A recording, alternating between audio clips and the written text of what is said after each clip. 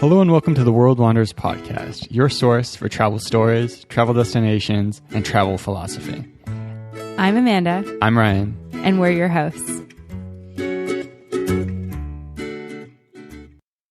Hey everyone, and welcome to another episode of the podcast. This episode of the podcast is brought to you by Audible. And our book recommendation for this week is one of my favorite travel books that I've actually read a couple times. It's called The Lost Girls by three different authors who co-wrote the book based on a trip that they took together and other different trips. And just the way that travel really changed their lives. And it was something that I read when I was first starting out to travel, and it just really touched me in a meaningful way. So if you'd like to check out that book, you can get the book for free and your first month free through The World Wanderers at audibletrial.com/The World Wanderers. This week on the podcast, we are going to be going turbo speed and talking about every single country we've been to since we became adults.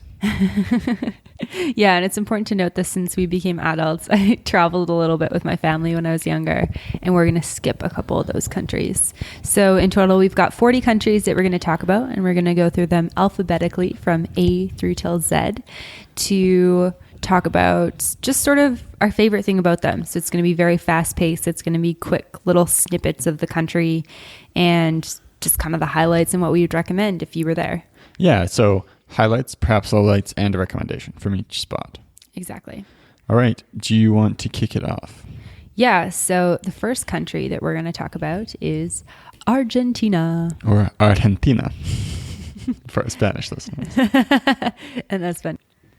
So we went to Argentina on our 6-month backpacking trip in South America, and it was country number 5 on our trip. So we had been traveling for about 4 months at that point, and we were pretty comfortable in South America, but arriving in Argentina was super, super awesome. We arrived into Buenos Aires, which is one of the coolest cities I think I've ever been to, and we stayed there for a couple of weeks, which was pretty amazing. And so I would say that Buenos Aires is 100% one of my recommendations. I mean, I could make an entire list of things that you could do in that city that are just so fun, and cool restaurants and that sort of thing. So that city is probably my favorite part about being there. Yeah, and then we were doing Spanish school there, and from Buenos Aires we went down to Ushuaia and then kind of hopscotch back and forth between Chile and Argentina up to Patagonia. We went to Bariloche. Mm-hmm. What's the other? El Calafate. Yeah.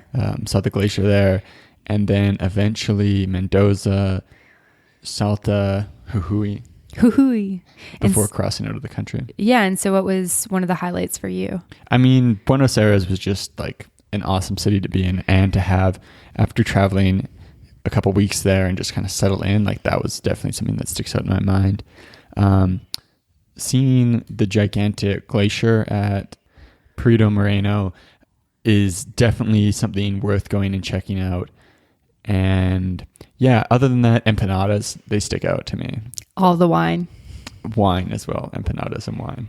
Yeah, and it's kind of interesting because I'm a pretty big fan of wine at home, and I found that I actually didn't drink much wine in South America. It was more kind of like, I guess, a beer and hard liquor culture in some of the other countries. There's things like pisco sour in Peru that are popular and that sort of thing. So I was really excited to get there, and it was all about the wine. So if you're a wine drinker or a wine lover, definitely go to Argentina.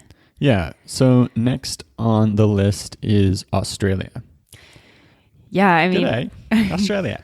Good day, mate. So we went to Australia in 2011. It was almost near the end of our 6-month backpacking trip.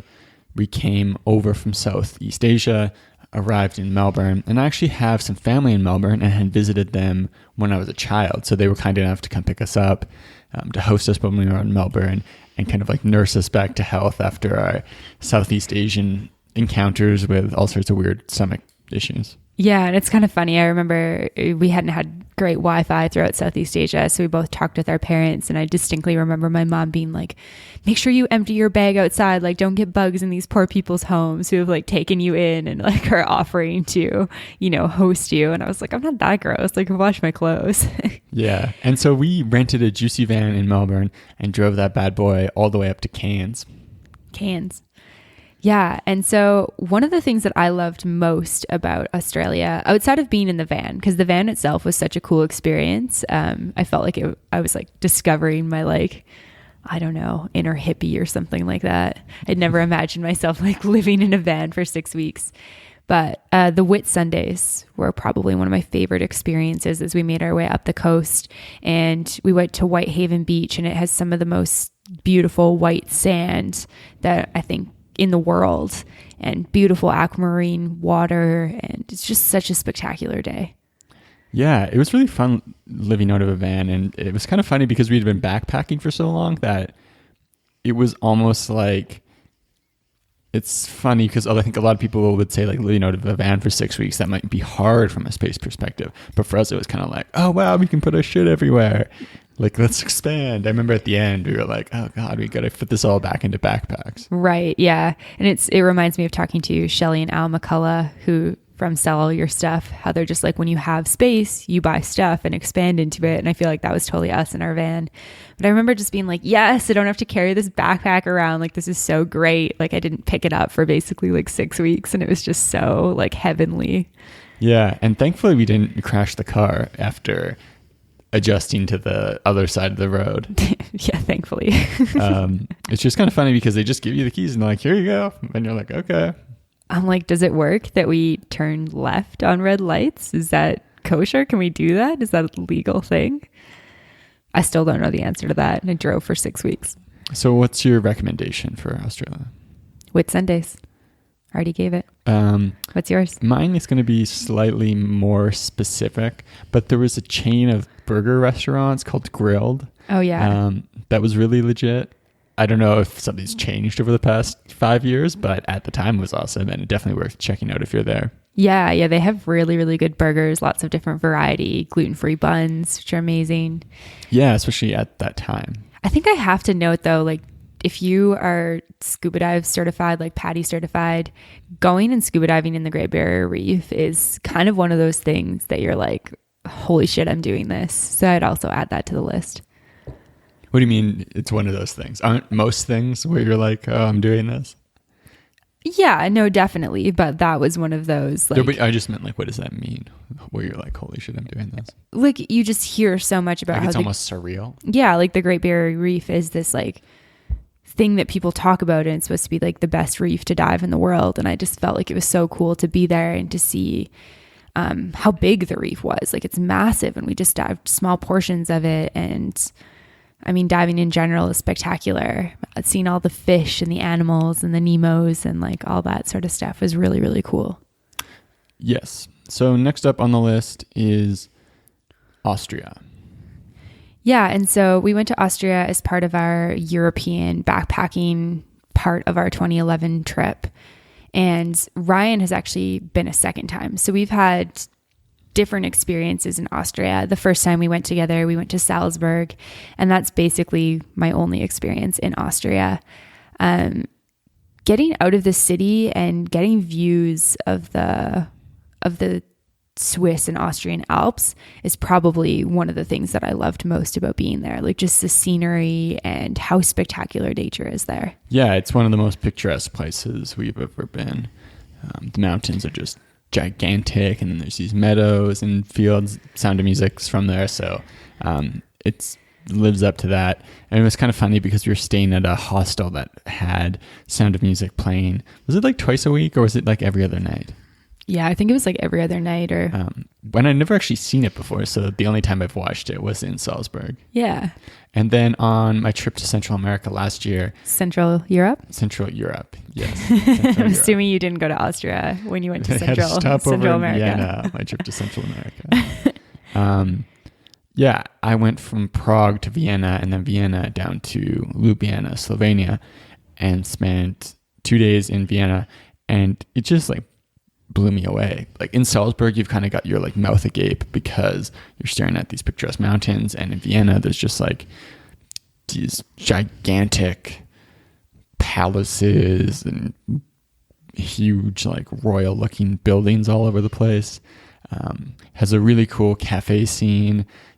You're able to get some good German foods. Austrian foods. Yeah. Well, I mean, Austrian foods. Yeah. They're around. Very cool city though, and someplace I'd love to go back. Yeah. And one thing I want to say that was kind of a downside to our time in Salzburg is arriving on a Sunday. There was basically nothing open when we arrived on the Sunday. We didn't really have many groceries, and there weren't many. I mean, basically I had no groceries, and there wasn't really anything open. And so just word to the wise that if you're going to go there, just being aware that Sunday is still a very traditionally a traditional day in the sense that people don't really keep their businesses open. Yeah, I think it might actually be a rule where you're not allowed to have your business open unless you're the one Sunday we were able to get food from kind of an Arabic market. Yeah. So I think it might actually be a rule. What's your recommendation for Austria? I would say go to Salzburg. Check out everything having to do with the sound of music because it's super cool. And then make sure you get out of the city and check out the Alps. Yeah, and my recommendation is if you want, the salt mines are cool. I think there's one, we went to one that was just super corny and there's all these animatronic salt mining dudes and it's just super cheesy. So if you're going to the salt mines, check it out and make sure you don't go to that one. Yeah, the salt mines are a cool thing though. But the reason why I liked the salt mines is because we got out of the city and were able to see the countryside and walk around a little bit, which is really neat. Moving into B's. So our first B is Belgium. And we didn't really spend much time in Belgium. Yeah, it's kind of cheating to put this on the list. But we had a stopover in Belgium and we stopped in Brussels and we had kind of a train layover. And it was really early in the morning, but we bought all the chocolate and ate the chocolate basically for breakfast. And so I can't really speak too much to Belgium or Brussels because we haven't had a full-on experience there. But I would say that if you're there, indulge. The chocolate, the waffles, all the stuff that they're known for, it's known for a reason. Well, we didn't even eat waffles, so we can't really speak on that. Well, I'm gluten-free, so. Yeah. So my recommendation for Belgium is to go to Belgium if you're going to go. So if you were to have done that again, would you have stayed longer? No. What? Well, we were going to Amsterdam. I'd rather be in Amsterdam. Oh, no. Okay. Well, I would say stay longer. The way that I like to travel now is to spend a little bit longer in places and to not just, pass through. So knowing how good the chocolate was, I would have really liked to experience some more of Brussels. Yeah. Okay. What's next? Bolivia. And so we went to Bolivia on our South America trip, and it was our second last country in South America that we went to. The last one was Peru. And we had heard that, everyone gets sick in Bolivia, be prepared for it. I don't know what we were thinking. Maybe we've been here long enough that we won't get sick, but both of us got sick. And so that can always put a damper on your trip. Being sick, especially in a hostel, can just be really, really rough. But I think that you learn and you grow from those things, and both of us are okay now. Obviously, it's just a little bit of a 24-hour food poisoning thing, but be cautious of that if you're going to Bolivia. Yeah, and so our trip in Bolivia was from Atacama in Chile through Uyuni, Salt Flats, stayed in Uyuni for a moment. Half a sec. Then went over to Potosi, Sucre, stayed in Sucre for a little bit longer. Sucre, La Paz, out. No, Titicaca. Ruinabaque. Ruinabaque and then Titicaca. So yeah, we actually did quite a few stops in Bolivia. Yeah, we did. And so I think one of the highlights for me was the Salt Flats. It's something that I'd seen so many photos of, and I was so excited to get there. And the Jeep tour was long. It was a lot of time in a Jeep. I don't regret it though. I don't know if I would do the full trip again, but I don't regret it. And I had a lot of fun doing it. And I think that last day, getting up for the sunrise on the Cactus Island and seeing the Salt Flats was such a cool moment for me. And I would 100% recommend getting out to the Salt Flats, either going from Uyuni just to see the Salt Flats or doing the entire trip. Yeah, definitely. That sticks out in my mind. There's in Potosi's really known for an experience where you can go to a mine that used to operate. Potosi at one point was one of the I think it was the largest city in the Western Hemisphere because there was gigantic silver mine there and it's still operating. And it's a little bit of a crazy place because you can go on this tour of this mine that's kind of still operating, and like miners will kind of show you around and you can like blow stuff up. And it sounds like generally quite unsafe. So we went to Potosi and decided not to do that. So are you just talking about that, or are you saying you would recommend that? Oh, no, I wouldn't recommend that. Okay, I was going to say, I don't really know that that's ethical tourism. Just putting it out there. But Okay. That's a thing Yes. that people do. And so I probably wouldn't have gone to Potosi. We were kind of unsure if we were going to do this or not. Right. Yeah, and on the Uyuni standpoint, I think that the kind of conventional thing is, oh, you should do this Uyuni to Atacama trip. It's like the thing that's firmly rooted on the Gringo Trail. I think you can get almost as much enjoyment out of just showing up in Uyuni, Bolivia, and then getting a trip out to the salt flats from there. Being out there for sunrise is super cool. And I know a lot of the trips that leave from Uyuni go a little bit later, so you don't get that. But if you can find a trip that just goes out, does the salt flats from Uyuni, that's like 90% of the enjoyment out of the adventure across to Atacama. Right. I think though there's like massive growth in spending like 3 days in a van and sleeping in really like, or in a Jeep and sleeping in like really basic cold accommodation. Like it was unpleasant in a lot of ways and the food was not good. But I think that for me, that was like, it was so out of my comfort zone. And I think that that's where I really grow. So I would say I would encourage people to do that trip. Yeah. Okay. What was your highlight though?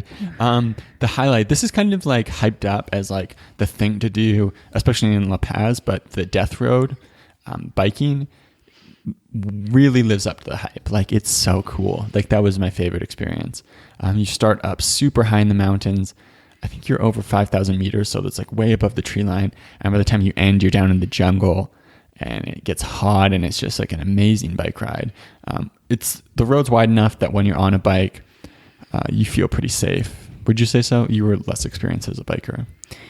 Yeah. I mean, I think all of my mountain biking experiences actually came from South America. So really not an experienced mountain biker at all. And I felt pretty safe with it. Like the road is really small if you try to think about two vehicles, like one coming up, one going down. But when you think about being on a bike, you actually have so much space. And I mean, I was a bit more cautious than some people who are ripping down the mountain. But I never felt like my life was actually in danger in any ways. I had a lot of fun. It was pretty adrenaline heavy for me, but it was good. Yeah, so that definitely on the must-do list. And then if I can, now for a second recommendation, Sucre in Bolivia would be a great place to kind of kick off your trip and do Spanish school. I know that's what we kind of thought about doing, and a lot of people will go to Quito, a lot of people go to Buenos Aires. Sucre is really affordable, quite a nice city. Some good Spanish schools there. That's a great place to spend like 2-3 weeks at the start of your trip and save a bunch of money and kick off your Spanish adventure. Yeah. I mean, I think that we could continue talking about recommendations for Bolivia, but we want to keep this pretty quick. So going to move on to Brazil.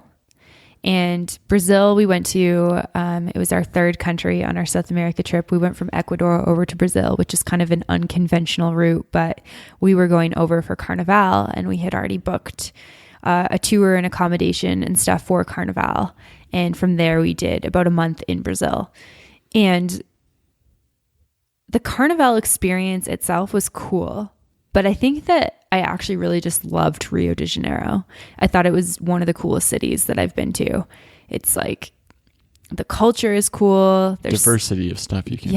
It's like such an eccentric city. Like there's really beautiful people, massive gay population. There's poverty, there's rich people. It's just, there's so much stuff that stimulates your senses constantly. And then there's also so much cool stuff to see and do, from going to the beaches to going out to the nightclubs to going up to Christ the Redeemer, Sugarloaf Mountain, massive amounts of things to do. And sometimes we go to cities and it's like, there's a lot of touristy stuff to do that we've done. And we're like, okay, it's kind of like, it's good, but it's not great, or it's like meh.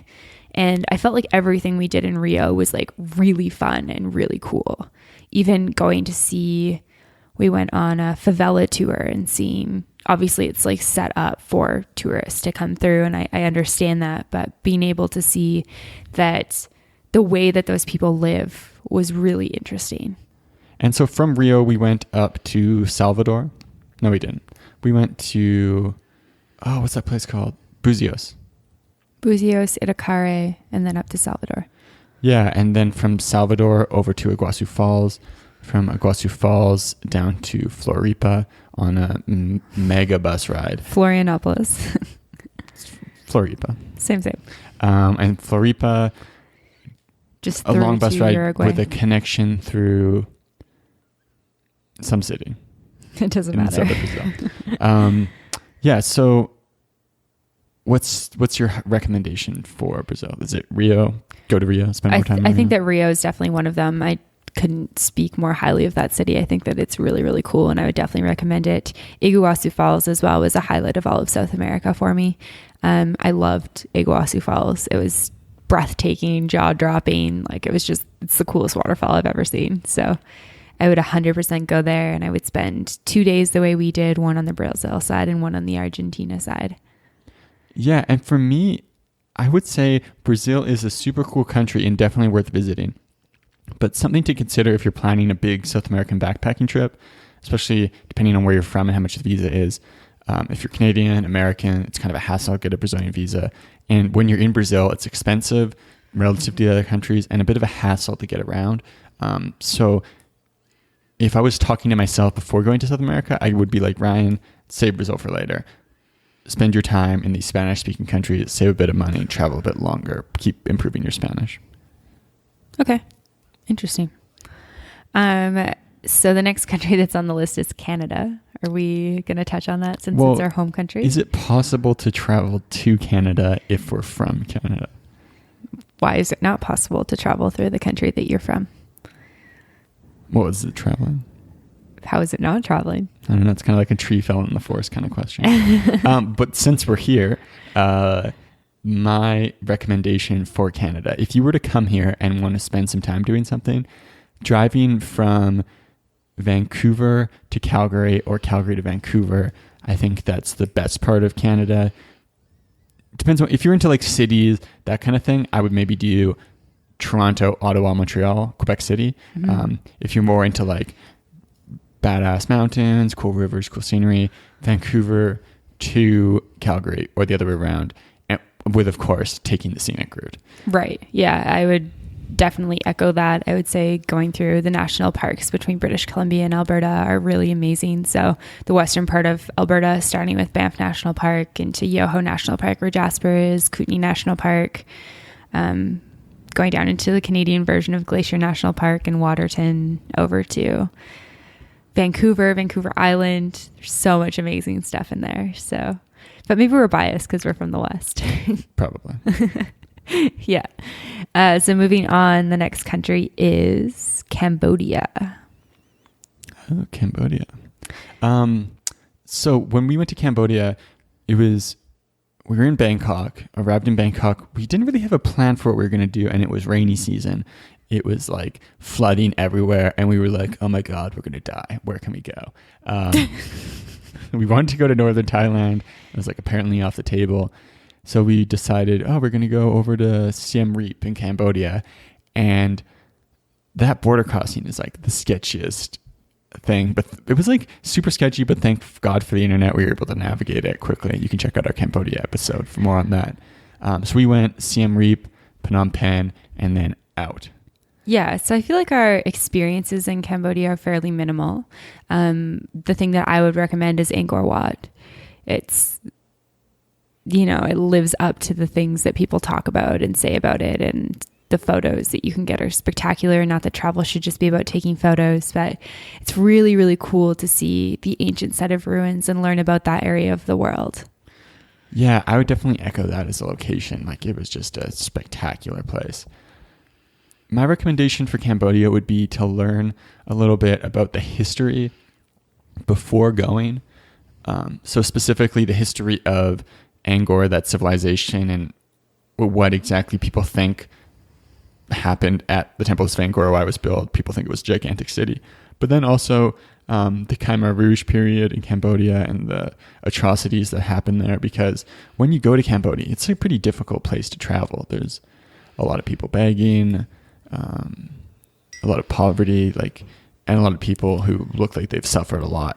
And, right. There's a lot of there's a massive child sex trade industry there as well. Yeah, which makes it I don't think we saw too much about that, but it's just, it makes it hard to go there and give money towards, that government that's really not helping these people who are suffering. It's one of the most corrupt governments in the world. But there's a movie called The Killing Fields, which would be a good place to start and get a taste of that history, just kind of to have an understanding of some of the things that have happened there and to kind of put your trip into context. Yeah, definitely. And so moving on, we're going into Chile. And Chile was a country that we kind of came in and out of a bunch of times, as Ryan mentioned before with Argentina. It's long and skinny on the West Coast, if you're not geographically knowledgeable about where it is. And so we kind of jumped back and forth so that we were able to make our way up through both Chile and Argentina, since they're neighboring countries, and it just seemed to make the most sense to us. We went from the Patagonia area of Chile up to Santiago, where I actually have a relative. My mom's cousin lives up there. Shout out. And it was super, super cool to stay with her. So Karen, if you're listening, thank you so much for your hospitality on that trip. She really made Santiago for us. It wasn't just another city. It was a pretty cool experience. And then from there, we kind of weaved back and forth through Argentina to get up to San Pedro de Atacama. And one of the day trips we did from Santiago was to Valparaiso. I don't know if I'm pronouncing it right, but really cool city on the coast, kind of directly west of Santiago. And we were only there for a day, but it looked like a super cool city, and I would have loved to stay there for a little bit and check it out. It's a big student city, cool art, culture, stuff like that. So my recommendation for Chile, I need a moment to think about it. What's yours? San Pedro de Atacama, for sure. Going up there was, I had heard that it was going to planet Mars, and I haven't been to Mars, obviously, but I feel like it was going to another planet. It's no place I've ever seen on Earth, and the colors were spectacular. The climate was different. We saw the Moon Valley and the Sun Valley, and went to a lake that was so full of salt water that you just floated, and we did lots of really cool stuff there, and the scenery was so spectacular that I would definitely recommend getting up there because it's just so unique. Yeah, and my recommendation is also for Atacama. A lot of the activities are about going and exploring stuff during the day, but one of the coolest things I thought was just the sky at night. The stars were unbelievable. So just hopping on a bike or something, pedaling a little bit out of town, or having a car or something like that, going out at night to a place where it's completely dark and checking out the sky, but would be an awesome experience. Yeah, and so moving on, our next country is Colombia, and we've done an episode on Colombia, so you should definitely check that out as we'll rave all about it. But Colombia was our first stop in South America, and the only reason we booked our flight there is because Bogota was the cheapest place to fly from Canada. It's a really quick flight from Toronto, and it's really affordable, so that's the reason we went down there. We had basically no expectations because people had basically warned us that we were going to get stolen or killed or something there. And we had such an opposite experience to that. It was so pleasant and wonderful. And so we flew into Bogota. We spent a couple days in Bogota and then made our way north via a bus to Santa Marta. And from Santa Marta, we made our way west to Cartagena. And then from Cartagena, we made our way down to Medellin, which we've talked a lot about. And from Medellin, we took a kind of a weekend trip, I guess, to Salento and then back to Medellin before flying to Ecuador. And what would you recommend for Colombia? I think my recommendation would be the patacones in Salento. Do you want to talk a little bit about what a patacone is for somebody who's I don't know what he just said? So fried plantain, they smash it out. And in Salento, they kind of make it into a pizza almost, where they'll flatten it really thinly and put toppings on top of it. And I think they fry it, and it's just awesome. Yeah. So I have two recommendations. One is just going to Medellin in general. Just go there, enjoy, take the city in. It's amazing. And then the second one is going to Salento and doing the Valle de Concora hike where you can see the 80-foot palm trees, because that's kind of like out of this world and pretty cool. And so the next country is the Czech Republic. And it's actually really interesting because we've both been to the Czech Republic, but we actually didn't go together. I went with a couple girls that I lived with in university, and Ryan went solo on his backpacking trip to Central Europe last year. Yeah, so when I went to Central Europe, I flew into Prague and then left the country and then came back in and went to Olomouc, and then Český Krumlov, and then Prague again. I spent the majority of my time right in Prague. And so what would you recommend from that trip? I really fell in love with Český Krumlov. That town is just like stunningly picturesque. I went in the winter, or actually the spring, which was really cool because it was super low season, super quiet there. The occasional like tour bus full of people you'd run into, but other than that, you're just like alone, and it's just an amazing place. So that's definitely got to be on your list if you're going there. And then in Prague, there is some really cool cafes and restaurants. There's one called Cafe Anonymous, which is kind of like a V for Vendetta themed cafe. And there's another one, which is like a cafe in a building called Parallelipolis that only accepts Bitcoin. So that's also a really cool experience. So those are my couple recommendations for Czech Republic. Nice. Yeah, I would say I only went to Prague and I just spent a couple days there, but I would say do some form of like tour, like a biking, walking, boat tour, something like that, where you can really learn the history of the city, because there's a lot of interesting things that you can learn about that you don't really get to understand if you're just kind of exploring on your own. Like, for example, they bury their dead one on top of each other, or they used to bury their dead one on top of each other, and you can go check that. You can go check that stuff out, which is really, really cool. Awesome. So the next country on the list is Ecuador. Yeah, and we went to Ecuador in 2014 when we were in South America, and we went there right after Colombia. So it's kind of timely since we just talked about Colombia. We flew into Quito, and we spent quite a bit of time in Quito before flying to the Galapagos Islands, and then flying back and going to Cuenca, and then coming back to Quito. And we spent quite a bit of time kind of exploring the exterior stuff around Quito, which I think was probably my favorite parts about being there. Yeah, Ecuador is a really... I think it's a really popular backpacking country, really cool place. There's a lot of cool stuff to do, and we didn't get out and like get a chance to do much of the mainland stuff. Galapagos is awesome, and then Quito's kind of just like it's like another big city in South America. But the one great thing that Ecuador has going for it is just the cost of living. It's super affordable, and I know Quito is a very popular place for people to do Spanish school. Yeah, and so what would you recommend? I would recommend, yeah, sure. I'll just like shoot from the hip. If I would spend more time in Colombia or in Peru instead of like being in Ecuador, is what I would do. But I haven't been to a ton of places. So. Right. I don't know that I would agree with that recommendation. I think when you don't necessarily love a place, it's like figuring out what you don't love. And I think the thing that I didn't love was the city of Quito. I don't think that there was anything else that I didn't love about Ecuador. Yeah, being in Quito for so long gave me like Ecuador wasn't really my favorite country. It was probably actually my least favorite country when we traveled South America. But the Galapagos Islands is so, so, so amazing. Like seeing those giant tortoises is something that I'll never forget in my lifetime. It was such an amazing experience. And then I also loved going outside of Quito, like I said before, and the Quilotoa crater was one of, I think, the coolest things that we did there. It's just a giant, beautiful turquoise crater that's like kind of in the middle of the countryside. And so if you're going to be in Ecuador, I would definitely explore the areas that are not Quito. Give Quito a chance, figure out your own opinion about it, but definitely get out of the city. Yeah. So up next on the list is England, which was actually somewhere we went on our first backpacking trip right after Iceland. So one of the very first places together. And Amanda had already been with her family. And I've been since then as well. Oh yeah, you've been back as well. So our time together there was basically just confined to London before heading off to Scotland. Yeah, definitely. I've also been to Bath and Stonehenge, but haven't really explored much of the English countryside, which I think would be really, really cool to do.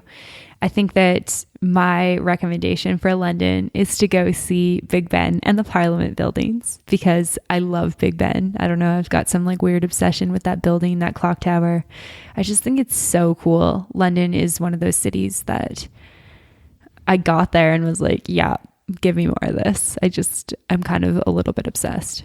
Yeah, and when we were there, we were actually able to go to Wimbledon, which was really cool. To experience something that you've seen on TV, and then you're like sitting right there next to professional tennis players on these grass courts, and having a really like hoity-toity experience. Yeah, strawberries and cream that we can't afford. So what would you recommend? My recommendation would probably be to go. There's just a ton of cool events that happen in and around London, so to maybe time your thing around that, like maybe going to a big football game or something like Wimbledon, and then just enjoying the pub culture. I was going to say, are you not going to mention fish and chips and beer? We ate so much like fish and chips, and I drank cider, I drank beer, and that's like a really fun thing to do if you're in London specifically. And so the next country on the list is France, and I've been to France twice. Ryan's been once, and the first time I just went to Paris, and the second time when we were in backpacking Europe in 2011, we went to Bordeaux and then Bordeaux. Oh, Bordeaux, right. There's a hike in Banff called Bordeaux. I just got confused. Bordeaux and then France. And I don't know, Paris is like the city that everyone talks about, yet it's not one of my favorites, even after being there twice. Yeah, you don't like it? No, I like it. It's just not one of my favorites. So I found it like a bit tough as a backpacker. I feel like if we were rich, it might be more enjoyable. It's a fair statement. Like getting around in the metro's not really nice. Hostels are super expensive. Food's really expensive. So it wasn't like the greatest as a backpacker. But that said, like going out and seeing the Eiffel Tower, walking around some of the areas of the city and seeing like the old architecture and old churches and stuff, that was pretty impressive for me. As well as hearing, I remember distinctly we did a walking tour there where they kind of talked about a lot of World War II history. That was also really interesting. Yeah. And so what would you recommend about France? Yeah, nothing like pops to my mind immediately. I think that's something that I would recommend would be doing one of those walking tours. Yeah. And we did them through New Europe, and they're by donation tours. And I thought it was a really good way to get a sense for the city and to really start appreciating it. And then, of course, going up the Eiffel Tower is amazing. And if you're on a budget like we were the second time, you can actually walk up, and it's a lot more affordable. Yeah, and my only recommendation, I guess, would be try to walk around as much as possible and avoid the metro. Mm-hmm. I know our first day there, we were in the metro the whole time. And then later on, we kind of had a time where we spent like 3-4 hours outside walking from place to place. And that's when I was like, wow, this is really a beautiful city. Yeah, definitely. So next up is Germany. Oktoberfest. So we proceeded from Amsterdam to Germany, same trip, and went to Berlin. Actually, we went to Dusseldorf, Berlin, and Munich. Yeah, and then I've also been to Frankfurt, yeah. Why did I say Hungary? I've not been to Hungary. Frankfurter, hot dog, Hungary. Maybe I'm hungry. Yeah, I've also been to Frankfurt, which is not a place that I would highly recommend. But I really, really enjoyed both times I went to Munich. I think that Munich's probably one of my favorite cities in Germany that I've been to.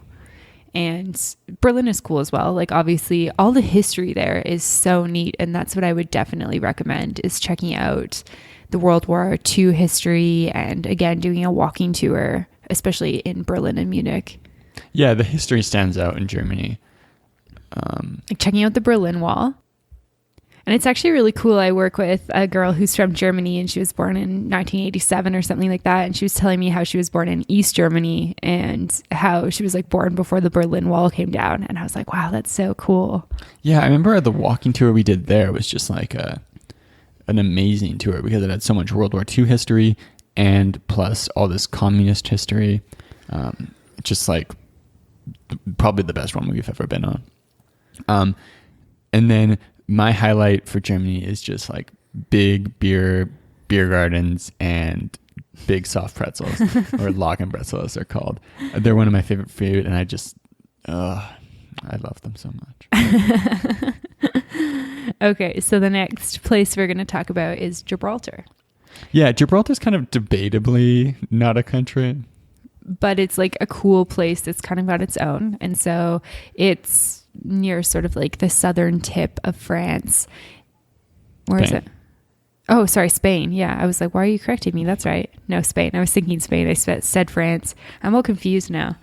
And you kind of like cross into a separate area, which kind of makes us feel like it's a different place. Like they give you a passport stamp and everything. It's really, really massive rock for people who don't know. And basically you go in and they use the pound instead of the euro. Yeah, it's a British territory. Mm-hmm.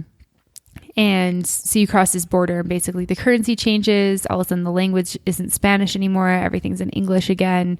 And it's basically like you've walked into an English territory. Yeah, there's the red phone booths, the funny mailboxes, British people, but they're all like lobstered because of the sun. Yeah, because it's really warm Pubs. there. And I think that in general, I would recommend going to Gibraltar because it's a really interesting, cool place. It was a highlight for sure in our European trip. And we did it on our own, which was really awesome. We hiked up, we hiked around. There's maps and signs. It's really accessible. We saw the monkeys. And if you're on a budget, I would definitely just do it yourself and hike the mountain. Yeah. And so what's your recommendation first? I think just go to Gibraltar, hike the rock for sure.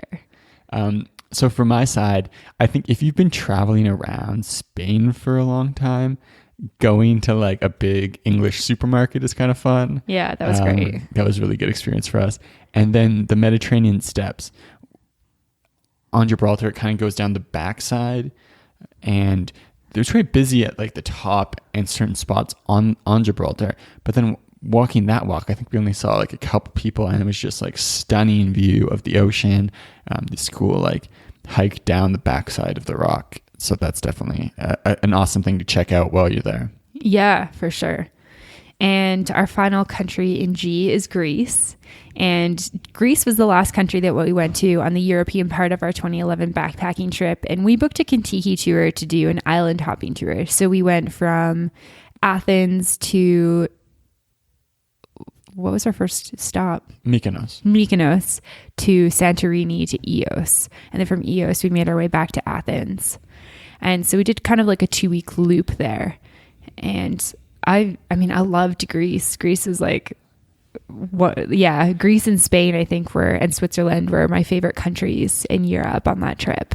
And the ocean, the Mediterranean, the food, oh my God, the food, everything was so wonderful in Greece. Yeah, it was kind of funny because we'd heard a lot of people kind of talk negatively about Athens before going, and then definitely sketchy, no doubt about that. But the food and the history there totally outweigh the negative side of it for me. So love that. And the Greek islands, totally different world. Some of the most amazingly scenic places ever. So yeah, we had a blast on all of those islands. Yeah. And so what would you recommend? I just mean like gorge yourself on food. It's like, it's hard to go wrong. Like the Greek food is so good, especially in Greece. Yeah, especially in Greece. It's like, I don't know. I feel like Greek food and Thai food are just not the same in Canada and the US. They're just not as good. It's really hard to find as good a food. And part of that is that like in Santorini, they use like Santorini tomatoes that are grown locally, and you can get unpasteurized feta. So it's just like a little bit better. And yeah, the food is amazing. So I would definitely echo that. And then I would say going and seeing the Pantheon was really cool. Parthenon? I can't remember. No, it's the Pantheon. At the Acropolis? Yeah. Yeah. Yeah, going to check out the history of Greece, because it's this thing you hear about, like Roman history and you hear about Greek history, and like Greece is so old. Yeah, I remember being kind of like mind boggled because we'd been through Europe and seen all this stuff in France. You're like, wow, that's old. And you go to Rome and you're like, wow, that's even older. Like, it's old. And you go to Greece and then you're there and you're like, it's just like mind boggling that it's like the difference between like Greece history and like France history is like thousands of years. And you're like, it's just mind boggling. Totally. Yeah. And then I also loved Santorini. I think Santorini was my favorite island that we went to. And so I would highly recommend going there. Pay $5 to ride a donkey up the caldera. Yeah, it's terrifying. It's terrifying, but it's awesome. So next on our list is Hungary. Yeah, and I actually haven't been to Which Hungary. Amanda can relate to. Yeah, because she's currently hungry. I'm always hungry. But I actually haven't been to Hungary, so Ryan's going to field this one. So I went in 2015 on my Central European backpacking trip. I've been from Slovenia, and the only place I went was Budapest. And I think I spent about a week there. Budapest is a really cool city, and it's becoming more and more popular, especially as a remote work destination. And once again, just really cool history between like World War stuff, communist stuff, and then current day events. Beautiful architecture, beautiful river, just a cool place to be. And so one of the most popular things to do at Budapest is to go out and party. They have these cool like ruin bars of these old like apartment buildings that have been turned into bars. But at the time I wasn't drinking, so I didn't get to experience any of that. But my recommendation would just be to stay a while, enjoy the city. It's a great place to kind of like chill out and spend a couple weeks. And then if you're looking for a thing to do that's maybe not as common, going at night across the river from the parliament and that stuff, and walking that side of the river and just seeing like all those buildings lit up is a really, really cool experience. Yeah. And so moving into the next country, it's Iceland. And Iceland was the first country that Ryan and I traveled together on our 2011 backpacking trip. And we actually only booked our flights to Iceland because Iceland Air does really cheap deals over to Europe, and you can actually set your layover for however long you want. And so we're like, oh, that'd be cool. Like, let's start in Iceland. Why not? And we had a couple days there. We happened to show up for Iceland National Day, which was really cool experience because that wasn't planned at all.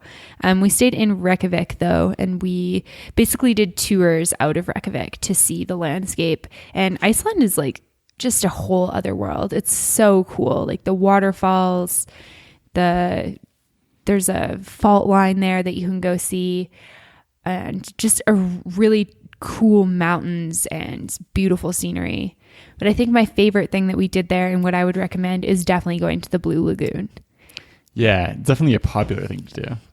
I would say do it too. Like sometimes we like to steer away from like the big tourist traps, or Ryan does for sure. And sometimes I'm on board with that. Sometimes I'm not, but I would still go back to the Blue Lagoon if we went back to Iceland. Yeah. The landscape there is crazy. It's just like, it's so alien. Made me think that like, oh, I should have paid more attention in geography class. Right.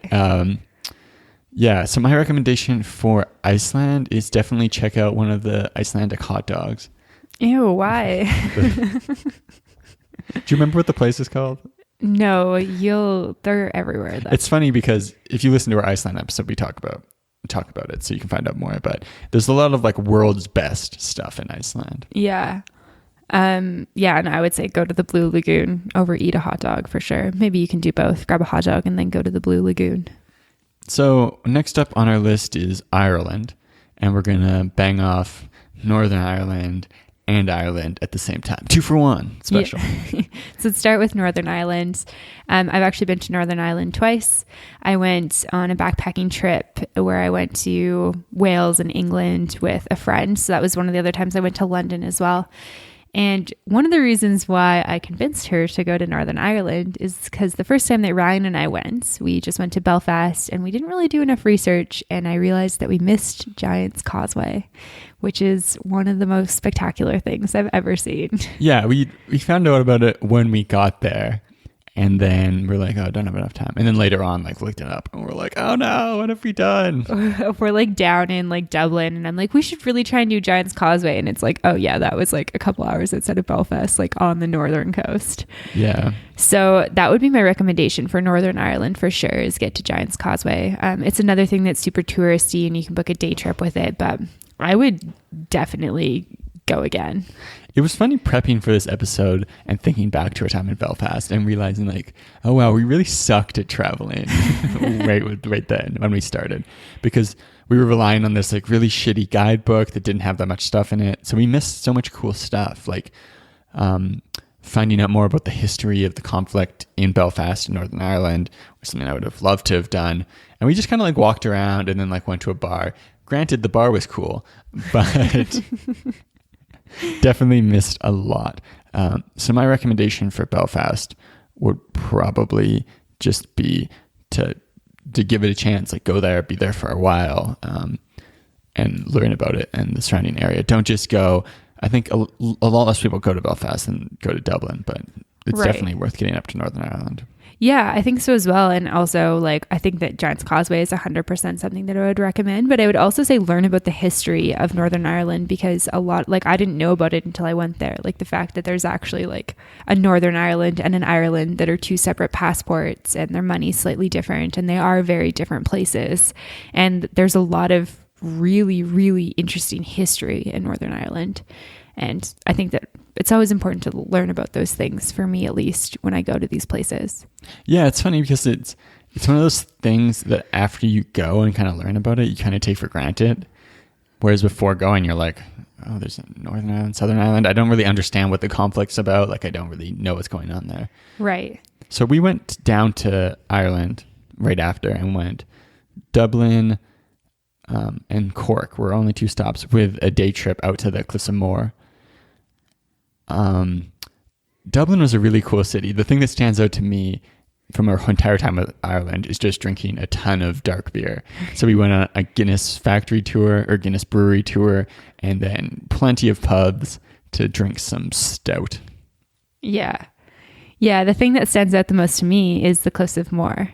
They're 800-foot cliffs on the west coast of Ireland, and I just remember looking at them being like, damn, this is cool. Like, you know, it's one of those moments where I was like, I want to do this forever. Like, I want to do this travel thing forever and like see the world, because there's these hidden gems like all over the world that you don't hear about all the time.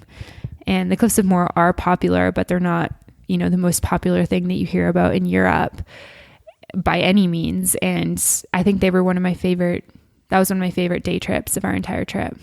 Yeah. And another thing is, Temple Bar is kind of like, it's a really touristy area, and we often like to avoid touristy area, but that one in particular is just like a cool place to be. Like, regardless of if it's like mostly tourists, like the bars are cool, the live music is awesome. Definitely worth checking out, even if you're skeptical of touristy stuff. Yeah, definitely. And so moving into Italia. I was going to do Indo first. So I'm going to field this one because Ryan hasn't been to Indonesia yet, although it's on our upcoming Asia trip at some point. But I went to Indonesia, Bali specifically, in 2015 to do my yoga teacher training. So I spent most of my time in Canggu, which is a little bit north of Seminyak, on sort of like the southwest-ish corner of the island. And then I also made my way inland to Ubud for a couple days at the end of my trip, just to practice yoga and eat food and hang out. And one of the things that I really loved the most about Indonesia was it's really close to Australia. And so there's a ton of Australian expats there, which means that there's a lot of really cool restaurants and stuff that are owned by Australians. So they've kind of got this like higher quality of food, but then they employ like all Indonesian people. So it's like really good for the economy. And there was a couple of restaurants in Canggu and then Ubud as well that were just like so amazing. And so like I was all about the food while I was there, and I would definitely recommend that. I would also recommend there's a volcano hike that you can do just outside of Ubud, and they pick you up at 2 a.m. So it's like, that's a hard sell to get up at 2 a.m. to go hike a volcano, but it was 100% worth it. I was back by 10 a.m. ready to nap, and I'd like already hiked up a crater. It was so cool. One of the coolest things I've ever done. Awesome. So next on the list is Italy, which was the same European backpacking trip. And our trip there looked like we went down to Milan, from Milan up to the Cinque Terre, or however you pronounce that, over to Florence, down to Rome, and then out. So... And I would actually like to just note that I've also been to Italy once before that as well. And let the record show. I went to Venice and Pisa as well. And so Italy like has a ton of good sites, beautiful scenery. And then the great thing about Italy is that you get to like intersperse all of this sightseeing with pizza and gelato. Yeah. And pasta, of course. Yeah. But so much pizza and so much gelato. Yeah. And I think that I have two recommendations. I mean, I think that Rome is like an obvious place that you should go in Italy. And I say that because there's so much cool history there. Like we were mentioning before, like Roman history is just so amazing. Seeing the Colosseum, is it the Pantheon that's in Rome? The Parthenon that's in Greece? I think so, but I could be wrong. Yeah, seeing the Pantheon, pretty sure that's right. And walking around and just checking out like the old churches, like seeing the Vatican is really, really neat. But I also really love Cinque Terre. Cinque Terre is quiet. It's on the coast. You can take the train from one end to the other. You can hike along it. Just kind of a different pace from Rome. And I think that they really complement each other nicely. Yeah, Cinque Terre is a highlight from all the places we've been, all the things we've done. Mm-hmm. Just an amazing hike. And then my one recommendation is a gelato place in Florence called Grom that we went to probably like 6 times in like 5 days. It's spectacular. All about the gelato. And so moving into the next country, it's Jamaica. I feel like we should have some little music, some Jamaican music there. And Jamaica is where we went when we finished up South America before we went home. So we wanted a vacation from our vacation before we made our way back into real life. And Jamaica was really like the perfect place to do it. We spent 5 days outside of Montego Bay on this little coastal resort doing a yoga retreat. And then we made our way a little bit closer to Montego Bay, a little bit more inland, and stayed at a beautiful Airbnb there and just kind of like chilled out for a week, which was awesome. Yeah, and I think a lot of people who go to Jamaica do the resort thing. Like that's very popular there, and there's nothing wrong with it. But I think a lot of people do that because they're motivated by a little bit of fear or anxiety. Like there are some dangerous spots in Jamaica, but we had a really great experience like getting out and exploring the areas of the island and just of the city of Montego Bay that were kind of unknown for tourist spots. So go and check that stuff out. It's really cool. And then the recommendation that I'll add is to eat a bunch of soursop. Yeah, soursop is delicious. I would definitely echo that recommendation. And then also echo what you said before about, try and stay somewhere that's not a resort. You could find some beautiful Airbnbs somewhere on the island where it's just like, I don't know, just as spectacular and more of like a local visit. Like one day we went out with this Rastafarian dude. He took us to waterfalls and he took us to eat sugarcane and he took us to eat like some of the local dishes. And I thought that was really, really fun. And that's something that we wouldn't have done had we been on some all-inclusive at a resort. Yeah, definitely. So next up on the list is Laos, which we also went to in 2011 after going from Vietnam over to Laos. So we went from Luang Prabang, Vientiane, Vang Vieng, Vientiane. Just the 3 cities, pretty quick little jaunt through the place. So what kind of stands out for you from Laos? Well, we did the river tubing, which is no longer a thing. And we've talked about it in a couple different episodes, kind of in our ethical tourism episode, and then also just in our episode on Laos. That's not something I would recommend. I would actually recommend putting your money into the economy in a different way, probably in a more sustainable way. I would definitely recommend going to Luang Prabang though and hanging out. There's a couple like really cool bars and cafes that you can go to. And I think that was something that really stands out for me is kind of seeing the culture there and then kind of experiencing like the expat sort of nightlife. Yeah, and I think for me, the recommendation is something that we didn't do, but I would have liked to have done, is to get off that common trail, which is like people go Luang Prabang, Bang Vian, Vientiane out. But there's like so much cool stuff to do in that country if you get off that trail. And that's why we're hoping to go back and explore that stuff. Yeah. I mean, the scenery in Laos is some of the most beautiful scenery I've ever seen. I feel like I keep saying this in this episode, but we've just been to so many beautiful places and I just love Mother Nature. I would love to do hiking there and just explore the outdoors. And I think that there was a bit of fear involved and a bit of like discomfort just because it was such an uncertain place for us at that time. And we were like, we don't know what to do. We'll just go to the other cities that everyone else goes to. And I would really recommend as well getting off of that sort of, I don't know what you call it. And it's called like the Gringo Trail in South America, but the equivalent of the Gringo Trail in Southeast Asia. And so the next country that we're going to move into is Mexico. And Ryan actually hasn't been to Mexico thus far, so I'm going to field this one. I've actually only been to Mexico on all-inclusive vacations. And so I've been to kind of the popular places like Cancun and Playa del Carmen and Puerto Vallarta and the Mayan Riviera and the places that are just very typical of people going. And I don't think that there's anything wrong with that. Like we were just talking about with Jamaica, it's fine. I think that choosing how you want to travel should obviously be something that you choose based on what you're looking for out of a trip. I think that for me, all-inclusives don't really like serve my needs as a traveler anymore. And so my biggest recommendation would be to, even if you are staying at an inclusive, get out of your resort, get off your hotel strip, and really experience the culture. Because I think that that's when you really get to know a country and when you really get to see what it's all about. And so that's probably my biggest recommendation with Mexico. And eat tacos. Offs. Yeah, all sorts of tacos. Yeah. And next up is Morocco, which also isn't really the most extensive trip we've taken. We took a day trip over from the Gibraltar neighborhood over to Morocco. And it's kind of funny because we were talking about this the other day. I just had a weird deja vu moment. Yeah. And just spent a day touring around Tangier, which was a crazy experience. Yeah. And so we basically like took the boat over early in the morning, which was like hectic. It was like you cross over to Africa basically while you're still in Spain.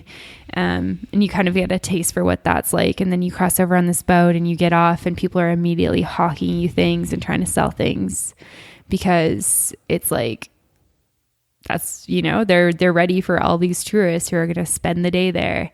And the biggest mistake that we made was we actually converted money before we went. And I think we talked about this on our Morocco Gibraltar episode about how like definitely don't convert your money because I lost some money out of that entire process. So that would be one of my recommendations. Don't convert money before you go. 2, spend longer there than just a day because you really don't get a feel for a place in just a day. And 3, drink Moroccan mint tea because it's delicious. What about you? I think my recommendation is just a lesson that we've learned as we travel, but just like don't necessarily be greedy about all the places that you want to go. Going to Morocco is definitely on my list. It's somewhere I want to explore. And when we were there, we were like, oh, we're so close. We just got to go. So we went for a day and I don't feel like it does justice to it. So I think had I been in a similar situation, I might have been like, oh no, let's hold off. We'll go explore it at some point in the future. We don't need to go now and just do this tour on one day and not get an experience that's super authentic. Yeah, definitely. I would echo that for sure. And so moving into the ends, we're going to go into the Netherlands. And so we went just to Amsterdam together, and then Amanda had previously been to Amsterdam and Den Haag. So, I mean, Amsterdam's got a solid reputation for itself, and it definitely lives up to that. We had a pretty crazy evening there. Yeah, I mean, I've had a couple crazy evenings there. It's just like a crazy place.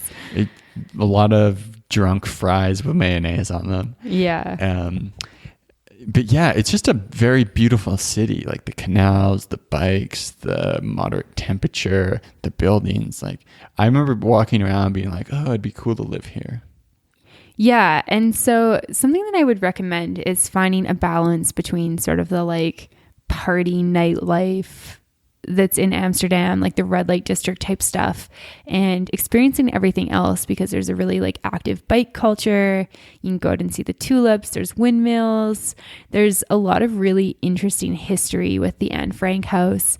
And so really finding this side of Amsterdam and of the Netherlands that is not just this marijuana, sex show, pub crawl side. So my recommendation is to go get a bunch of joints and head down to the red light district.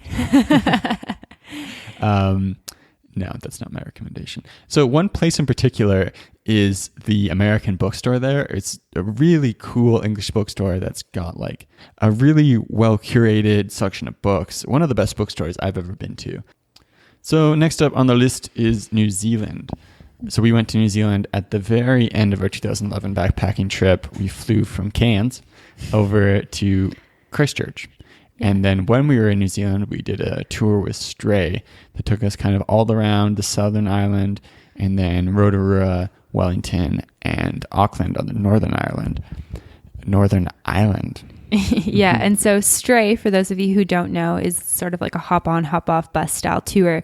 So you basically choose how long you want to be in places. You plan like your pickups and drop offs through like your online portal. And there's lots of different companies, especially in New Zealand, but I mean all over the world. I know we have them here in Canada, and then Australia has them as well. And I really loved getting around that way. I thought it was nice after organizing all of our transportation to just have this like one fee that we paid. We could go online, book our bus. Our bus came to our hostel, dropped us off at a hostel, and then we had like a couple days in each place to explore.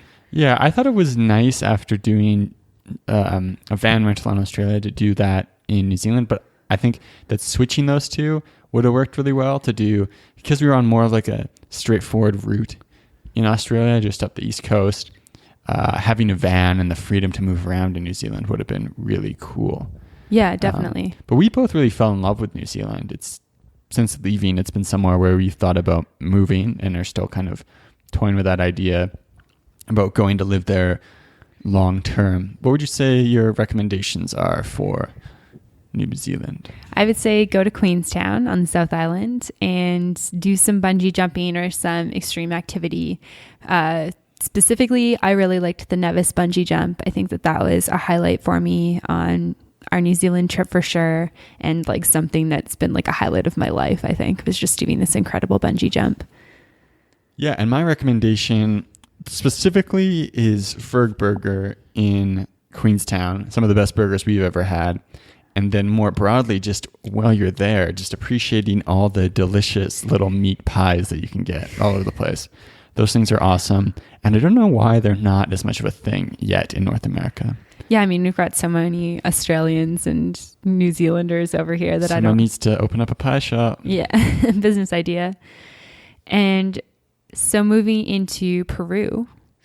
Peru is a country that I've been to twice. It was the first place that I ever went in South America. I went with a girlfriend back in 2012, and I came back and was like, oh my God, Ryan, we need to go to South America. And that kind of spurred our entire 6-month journey down there. And then it was the last country that we went to in South America. And we spent about a month there going from the east. So we came from Bolivia. So like the... Puno. Yeah, so Puno, which is the Peruvian side of Lake Titicaca. Clearly don't recommend that. Into Cusco, Arequipa, Huacachina, up towards Lima. Yes. So Peru was one of our favorite countries in South America.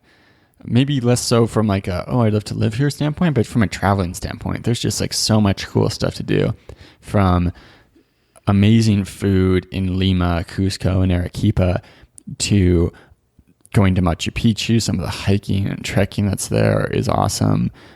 We did an ayahuasca retreat in Peru, and that was a big moment. We have an episode on that if you want to check more about that. So yeah, really cool place to visit. That definitely should be on the top of your list if you're going to South America. Mm-hmm. What are your recommendations for people going to Peru? I think I'm just going to be obvious and say Machu Picchu. I've been twice and I would definitely go again. I think that Machu Picchu lives up to the hype, and it definitely exceeded my expectations, and my expectations were high. So I'm not necessarily doing the Inca trail, like finding something that's going to be fun for you. We did an Inca jungle trek, which was really fun. And then also you can just go up, you can just hike up from Aguas Calientes, or you can just take the bus up. And I think that regardless of what you choose to do, Machu Picchu is an amazing experience. What about you? I think my recommendation is just to like make time to hang out and enjoy the food. I think some of my favorite moments being in Arequipa, there was some really good restaurants there. Cusco, we spent a little bit extra there, did Spanish school, and were able to eat at a ton of good restaurants. And then in Lima, that was kind of like our main focus. So just getting ready for some awesome restaurants. Yeah, I like how all of your recommendations are about food. Yeah, or also if you're traveling around, there is an amazing bus line called Cruz del Sur. Oh, yeah. Super, super high quality buses. So if you're planning your trip, definitely consider busing. Yeah. And so our next P country is Portugal. Portugal. And we went to Portugal after we went to Spain in 2011. And we started with Lagos in the south and then made our way up to Lisbon, which is more in central, before heading out of Portugal. So we just went to those two places.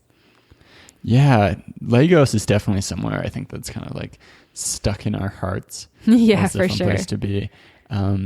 Portugal in general has some of the best hostels in the world are there, and amazing food and just really affordable. So I think that it's like a must visit if you're backpacking Western Europe, and kind of like slightly overlooked by a lot of people. Yeah, I would also definitely recommend Lagos, and just, chilling out maybe for even a week. I think that's what we did, hanging out on the beach, eating all the good food that's there, and maybe doing surf lessons or yoga. It's kind of one of those places where you can just like settle into a good hostel, because there's a bunch of those, and meet some cool people and hang out. Yeah, so my recommendation is go to Lagos. Mine as well. So next up on the list is Scotland.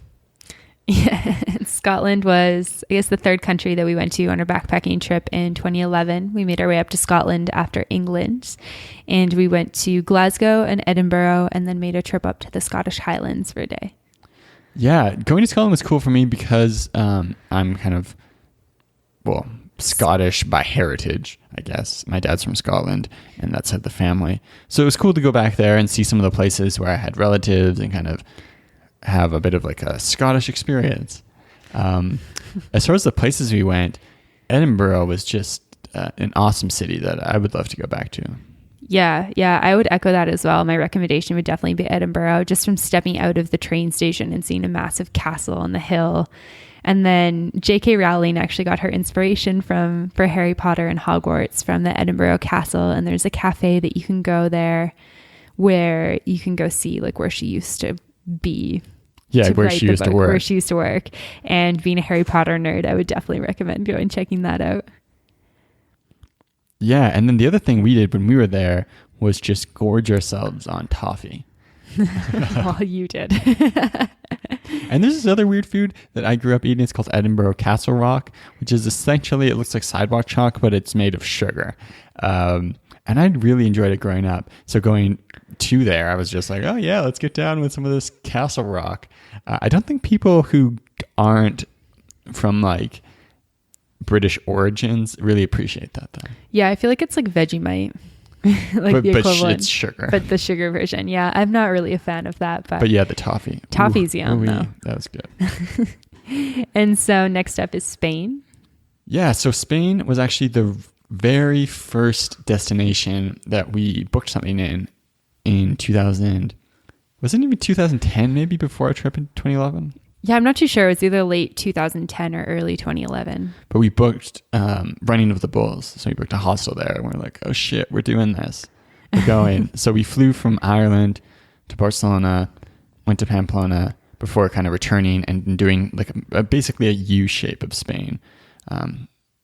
Quite a few cities. It's probably the most time we spent in any one country. Yeah, I think we were there for like an entire month, which was basically like, what the hell? That's like how we travel now, but it's like, it was crazy that we spent a month there because we were like so fast traveling then. Yeah, it's just an awesome country, from the kind of like laid back attitude of the people to the beaches, places like Ibiza, where you can get cool experiences.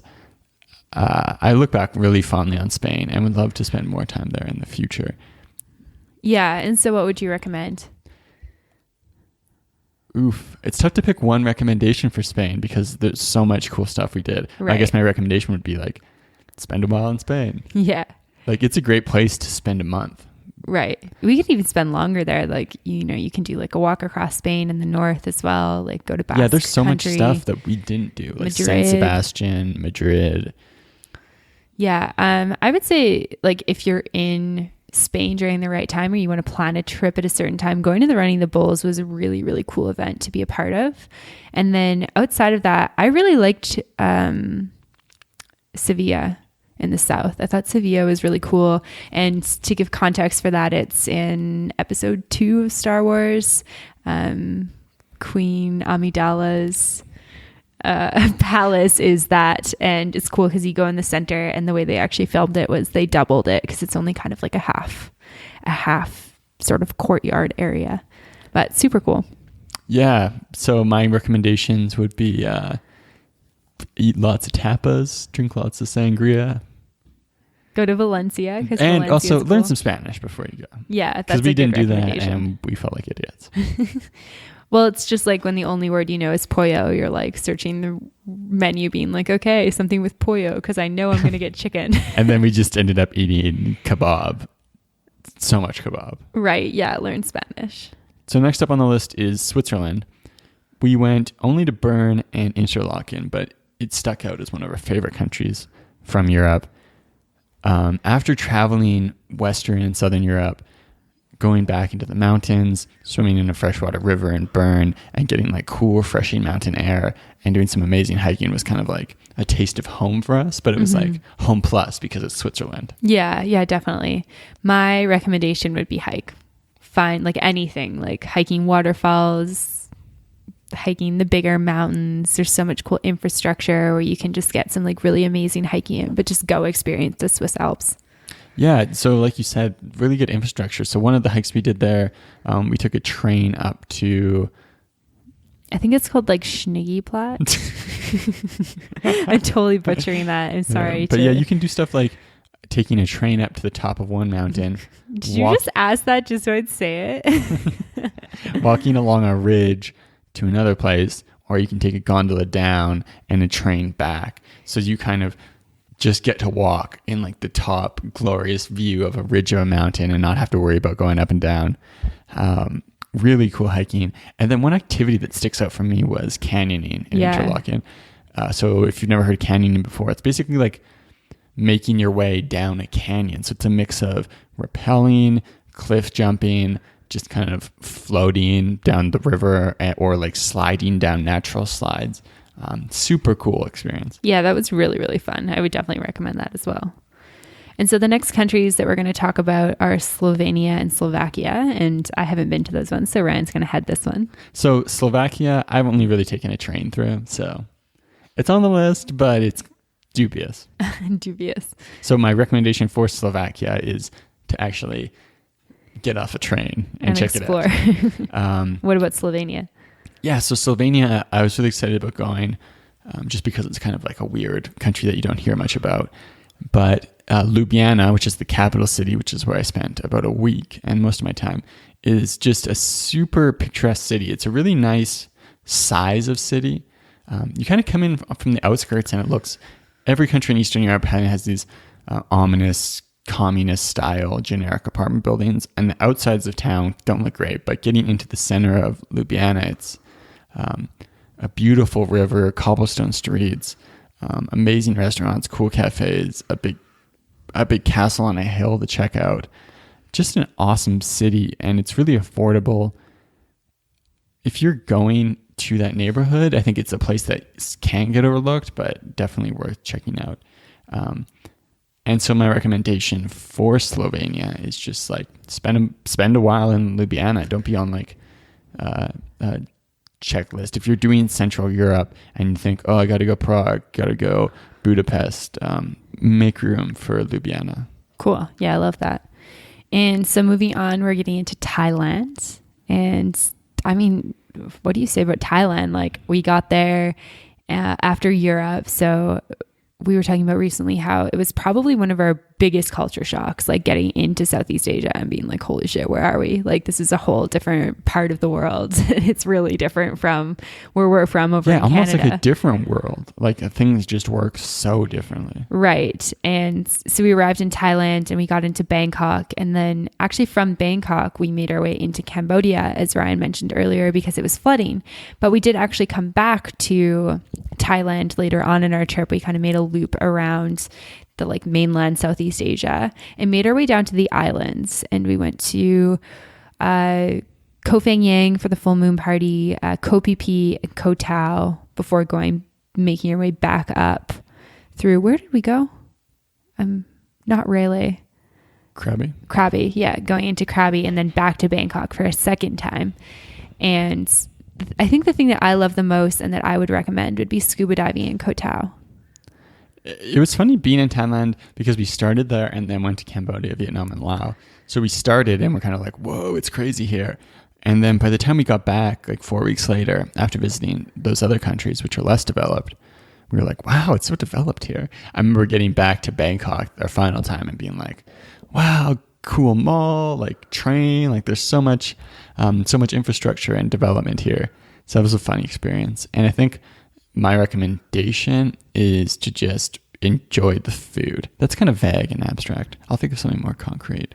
No, it's not though. Like going out onto the street and going to the street vendors and exploring the Thai food, like pad Thai, green curry, papaya salad, coconut sticky rice with mango. Like there's so much yummy stuff, like the lassies, the smoothies. Thai food is spectacular. I think that's a great recommendation. Yeah, I've actually got 2 recommendations. So I got really sick there and for some reason didn't want to go to the doctor. The Thai medical system, well, at least the version that you can access as a tourist, is fantastic. So if you get sick, don't worry about checking that out. And then 2, if you're in Bangkok or one of the other large cities, go check out like they're called like VIP movies or some other name, but they have like really high class movies that are quite affordable in US dollars.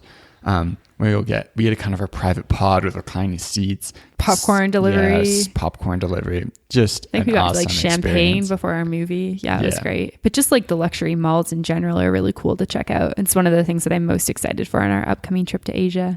Going to the mall. Yeah. Let's go to the mall. Let's not sing that again. So next up on the list is Uruguay. Uruguay. And Uruguay was the country that we spent the least amount of time in South America. We went in between Brazil. So after we bussed from Florianopolis through to Montevideo in Uruguay and then made our way into...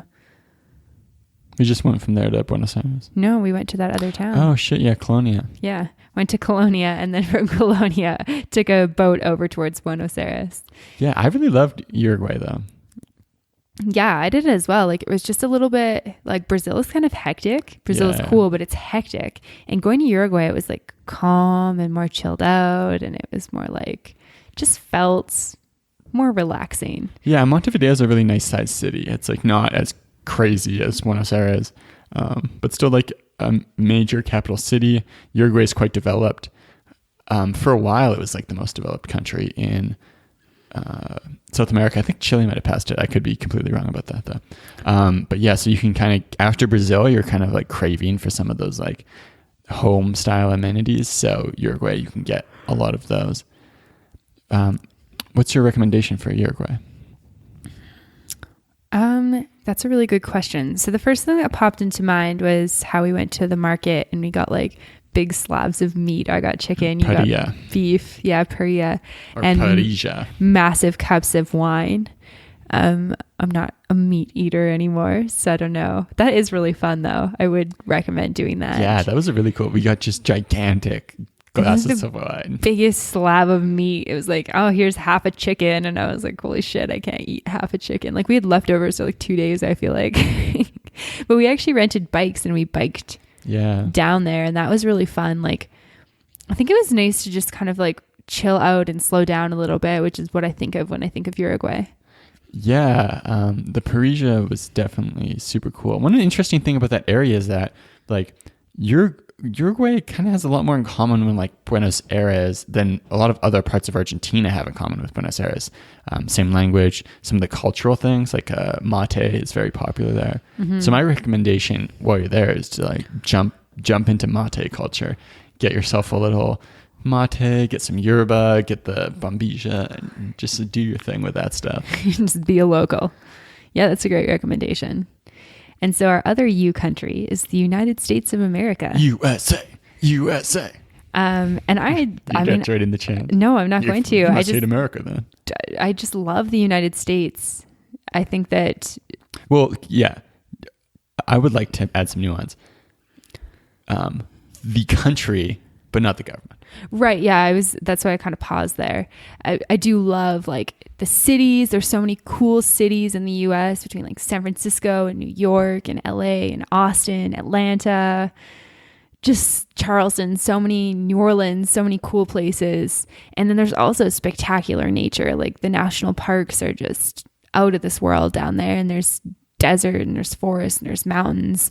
So I don't know. I really love the United States. What about you? Yeah, same for me. So many cool cities, so many cool places, so many awesome people. Like after living in Atlanta, it's kind of coincidence, but like through that move, but also just some other like stuff, like many of the people in our friend circles are like our better friends are now from the States. So yeah, really love American people, American cities, all that stuff. Just wish their government was a little bit more chilled out. Yeah. Yeah, what's your recommendation? We've done so much stuff. Like we lived in the South for a while. We've done a lot of road trips. On the West Coast, we did a big road trip, if you've been listening. I don't think I can just pick one. Why don't we pick top 3? Okay, the first thing that pops into my mind as something that's kind of American, because we don't have it here, but would be Chipotle. Oh, yeah. Good Which one. after going to Austin, I get that like, oh, Chipotle is not that great, but it's pretty awesome. Yeah, okay. Whole Foods. Spectacular. Yeah. And your third one? Yeah, Portland stands out as a city. It's so tough to pick because there's so much cool stuff. Right. Yeah, it's just an awesome place to be. Okay. I'm going to try and just narrow 3 down. Okay. Arches National Park in Utah is one of the most spectacular places I've ever been. It just blew my mind in a whole different way. I was like, I don't know, just happy the entire day. And I could have spent so much time there just exploring every single arch that was there and taking photos and learning about the geography. So that was definitely a massive highlight for me. Some of the bigger cities I really like New Orleans for Mardi Gras was really cool. San Francisco is a really cool city. Is this to count as one? Yeah, this is one. Atlanta, I think that I need to put Atlanta on there because I fell so in love with that city while I was there and the people that are down in the South. And then what else did I love about the US? I mean, you said like some of my favorite things: Whole Foods, Chipotle, Arden's Garden. Oh, Arden's Garden. Sure, that. Which is a juice company based in Atlanta. Yeah. For anyone who doesn't know. It's yeah, like maybe my recommendation would be Atlanta. Great city. Yeah, it's a great city. It's like a hidden gem down in the South. But even just like the smaller things is something that I also really like. Like I loved going to Asheville in North Carolina. I thought that was really cool, like small city to check out. And it's somewhere that you don't really hear about when you're, I mean, even in the North. Yeah. The density of stuff, like being able to go over to Charleston, go over to Savannah, go up to Asheville, go to Nashville, Memphis. Yeah, even New Orleans, not too far away. Like just the amount of cool things that are within your area is something that's really cool coming from Canada where it's like there's nothing around. And then just the affordability of so much stuff, like being able to fly place to place for oh my gosh, yeah, Spirit Airlines. For quite a low amount of money. And like kind of new services that take so long to get to Canada, they're all in the States right away. Yeah. Yeah. Just, yeah. National parks, Glacier National Park, Yosemite, Crater I think you Lake. already said those. Did I say them though? Yeah. So on to the next one, Vietnam. Second last one, stay with us. So we went to Vietnam after we went to Cambodia, and we started in the south down in Saigon or Ho Chi Minh City, and we made our way up north towards Hanoi, where we went to Ha Long Bay with a few stops in between. And something that I really liked about Vietnam was Vietnamese coffee and pho, or pho as we call it over here incorrectly. Those were two things that I was like not really, I don't know, I didn't really grow up, like I grew up in a small town in Alberta, like we didn't really experience ethnic food. And I feel like going to Asia was like, whoa, there's like Asian food that's not Chinese. Like this is really cool. Yeah. So I think my recommendation from Vietnam was like, maybe a lesson that we learned. We tried to pack way too much stuff into 15 days. Right. So giving yourself some time to really get to know some places, I think would have made our trip a lot better. So that's my kind of recommendation. Maybe not taking night buses. I don't know. It's the most affordable way to get around, but they suck. I don't think it was worth saving that money. All right. The last country on the list is Wales. And Ryan hasn't been to Wales, but I helped one of my really good friends move over there. She did her master's over in Cardiff, and that's when I went to Belfast the second time and up to Bath and Stonehenge. So we had really, really fun 2 weeks. And I think the thing that I like about Wales the most is the people. Welsh people are different from like the English, the Scottish, and the Irish. They're a really friendly people. It's a really great culture. I just felt like everyone was really helpful. And were you saying that the English people and Scottish people weren't? No, I'm not saying that. I'm just saying I don't have experience in that same situation, but I just like was really blown away by like the hospitality and the like welcoming of the Welsh people. And I think that like, I guess my biggest recommendation would be go to Wales, because I think that people really forget about it. Like I think the way we did the first time, it's like England, Scotland, Ireland are super cool. They're talked about. Wales is like this small country that people are like, oh, Wales, there's nothing down there.